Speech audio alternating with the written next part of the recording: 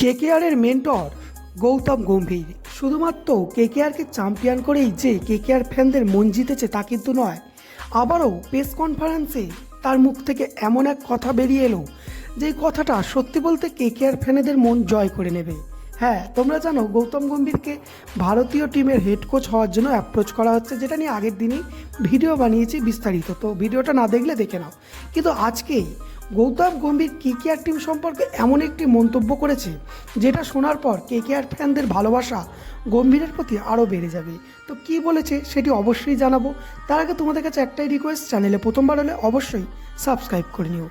গৌতম গম্ভীরকে একটি নামি দামি সংবাদ মাধ্যমে জিজ্ঞাসা করা হয় যে সে কি তাহলে কেকেআরের মেন্টরশিপ ছেড়ে দেবে, ভারতীয় টিমের হেড কোচ হবে।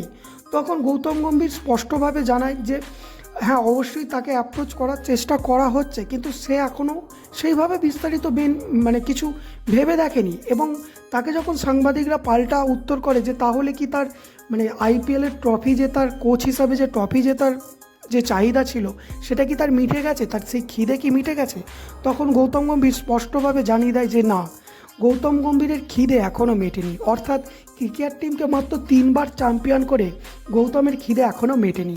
অর্থাৎ মুম্বাই এবং সিএসকের মতো সফল টিম যারা 5বার চ্যাম্পিয়ন হয়েছে তাদের পাশাপাশি গৌতম গম্ভীরও কেকেআর টিমকে 5 থেকে 6বার চ্যাম্পিয়ন করার জন্য প্রস্তুতি নিচ্ছে।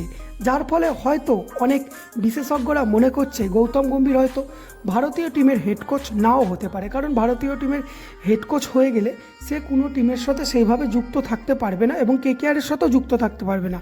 কিন্তু কেকেআর টিমকে যেহেতু তার আরও 2-3টে ট্রফি জেতানোর স্বপ্ন আছে, তাই এ থেকেই বোঝা যাচ্ছে কেকেআরের মেন্টর গৌতম গম্ভীর এখনও কেকেআর টিমের সাথেই যুক্ত থাকতে পারে।